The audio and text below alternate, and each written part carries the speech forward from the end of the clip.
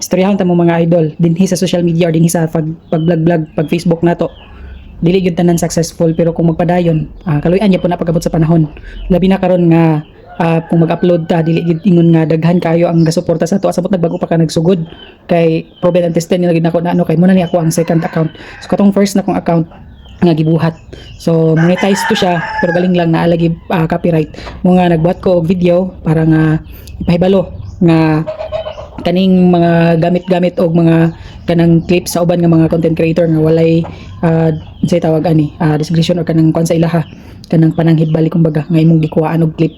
So pwede siya mahimo nga copyright infringement. So mo nay nahitabo nga na copyright siya nya lifetime pag dili na siya matanggal bisan pag maghatag ka og appeal tungod kay ang kato na mismong tag-iya sa video ang nag-report sa imuha. So kung dili to niya tanggalon, dili matanggal ang imuhang violation niya. Kung magsige gyapon kag padayon og upload sa imong account nga may violation, mura gyapon naay kanang say tawag na to ani kanang penalty kumbaga naay percentage nga kanang tungod ato nga violation. So mamahimo gyapon nga walay income.